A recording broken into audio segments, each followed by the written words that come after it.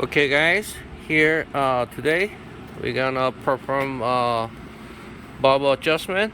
As you heard on previous video, it was basically knocking, only 58 miles, but wasn't sounding good. It was pretty rough. So what we're gonna do is bubble adjustment today, and it seemed like he probably tried and he tied it really tight. So here he made it really tight on this. So what we had to do was use the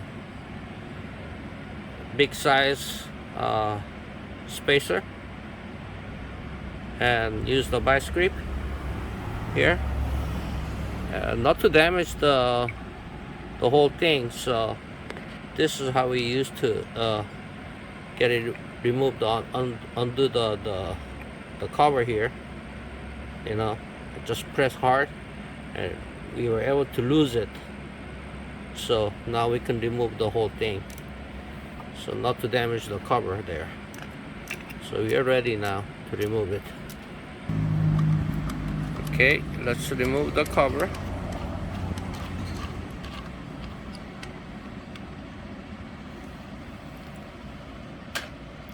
And we already removed the view cover there, top the center viewing cover. So Joshua, my son, is looking for the right socket for turn the flywheel there.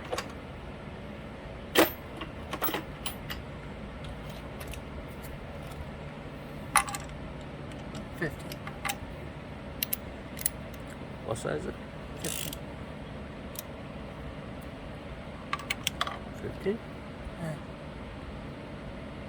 15 or 14? I think it was 14. Yeah, I think it was 14.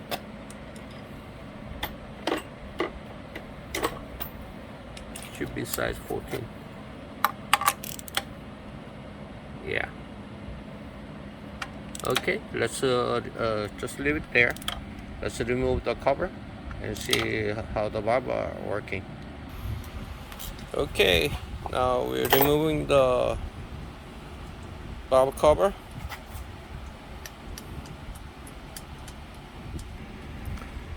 Just make sure you don't strip it. Use the right size. Looks like a size 12, right? Right size socket.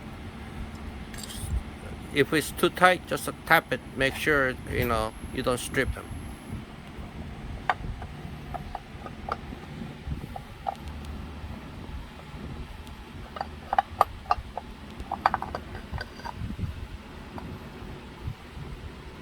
Yeah, comes out pretty easy.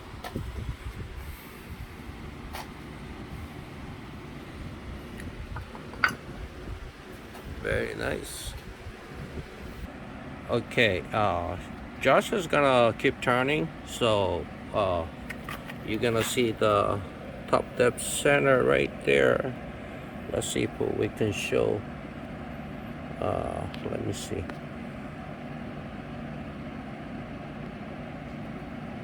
Is it possible to bring it closer?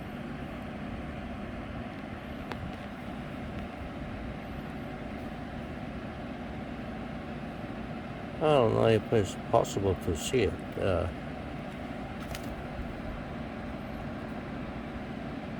Okay, my son is genius. All right, that's where the line is. It's already in basically top dead center. Maybe I'm too close. Okay, right there. You see the line on the case, and that's where you want the line to be. You see the T, okay? So you want to keep turning and show them how the valve reacts. All right, that's where the valve is right now.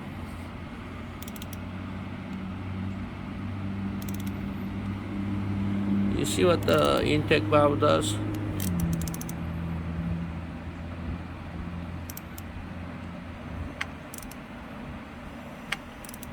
Come on, you camera. Okay.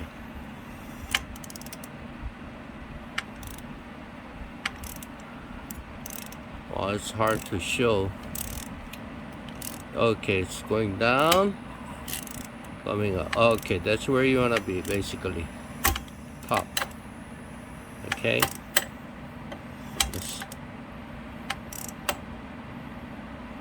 It's turning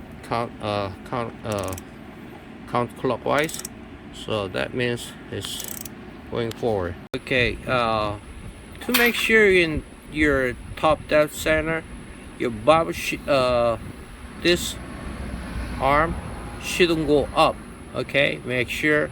Some people are just remember they say you're saying hey, I did a bob adjustment with the top dead center and still it makes a lot of noise. What's going on? So I just remembered that, so I'm recording again.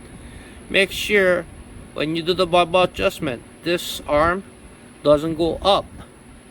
That's top dead center. If it goes up, that means you're just halfway. Okay, make sure this one doesn't go up. That's where you want to adjust it. Okay, same thing with exhaust side.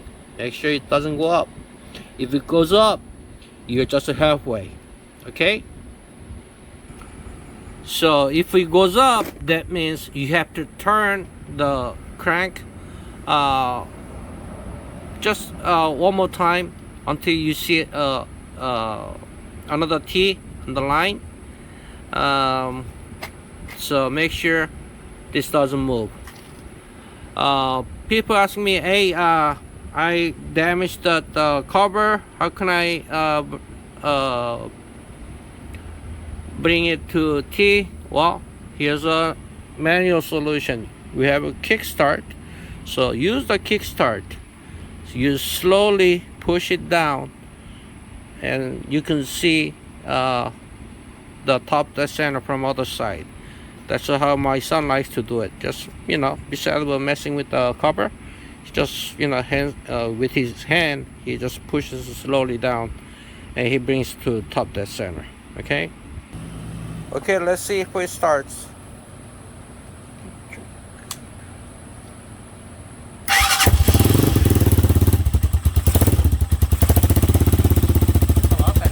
Yeah, sounds much better.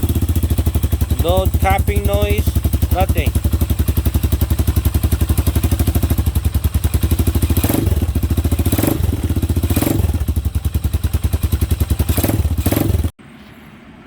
Okay.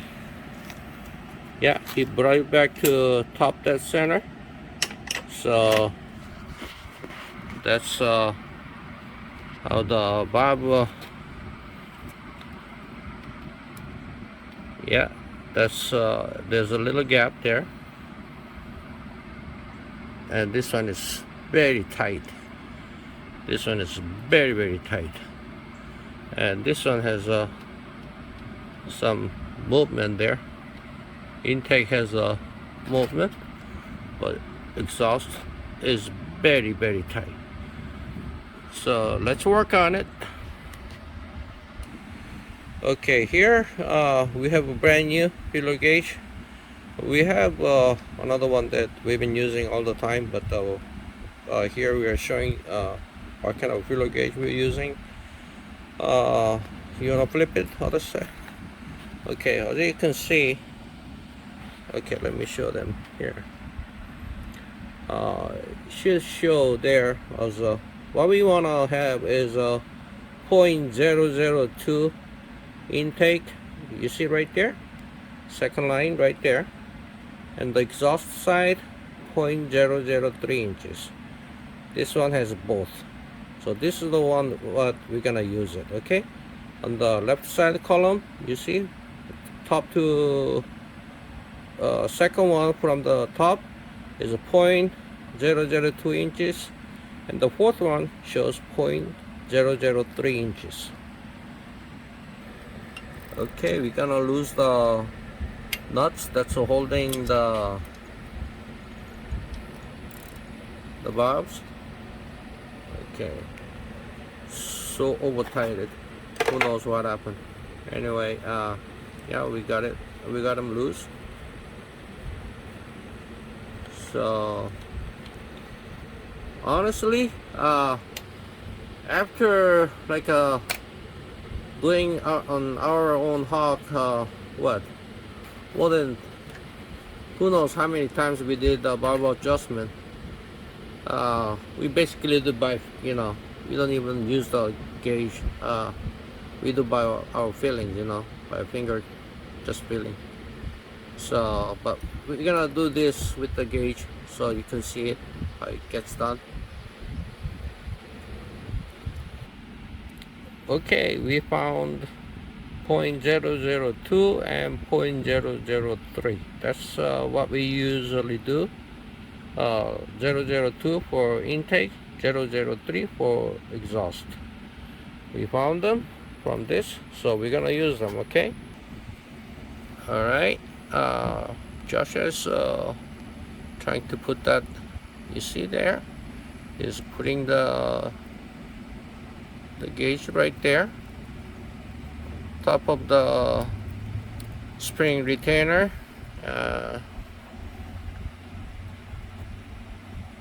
Make sure it's setting the bolt there. It's hard to record, but yeah, make sure it's sitting there, not too tight. You hand tight it, just finger tight.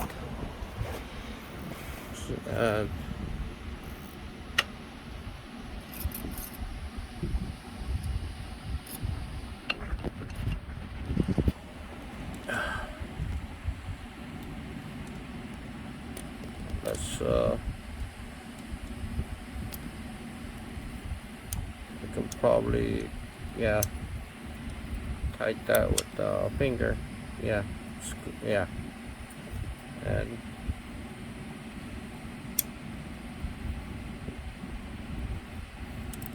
it's a ratcheting wrench, so it makes things a little easy. Holding the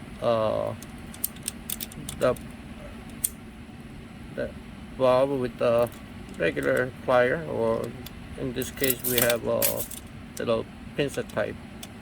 Yeah, just make sure it doesn't move. Just hold it tight. There you go. Hopefully there's a little tiny gap there.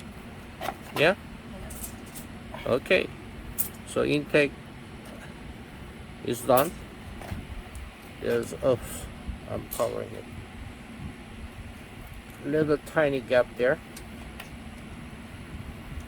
Hopefully you can see it. It's a tiny gap there, but you probably cannot see it, but I can feel it. Okay, now we're gonna go to exhaust side.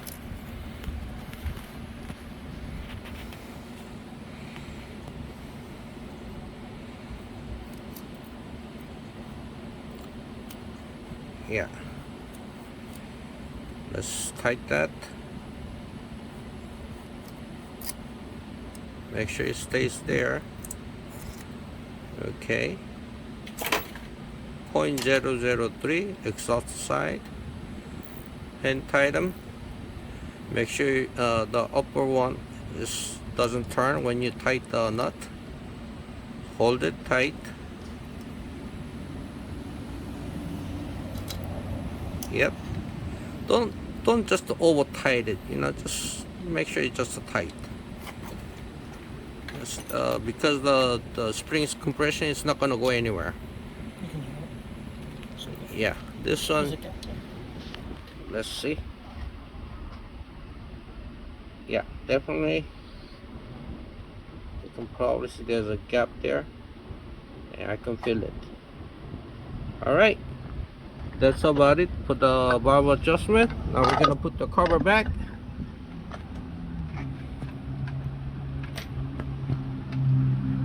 Only 3 bolts that's holding for the cover, so make sure you just, you know, don't damage it, don't over tight, because there's a rubber gasket there, so you don't have to over tight them, so you don't damage the bolts.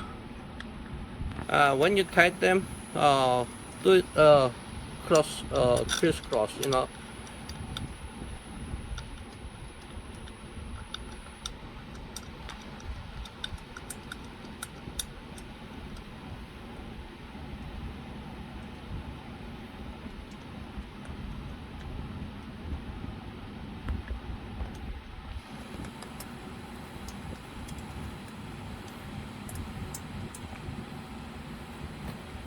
People ask me how often they should do the bubble adjustment.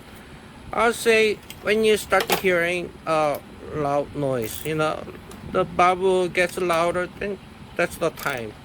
I'll say there's not exact how many miles you gotta do this, you know. When you start hearing louder noise, then that's about the time, because there's not exact how many miles, because it all depends how you use the bike. For example, in our case, we really abused our poor bike. We rode very extensive, so we had to do a lot of adjustments very often. So it all depends how you use it. Now we're wrapping up everything, going back to where they're supposed to go.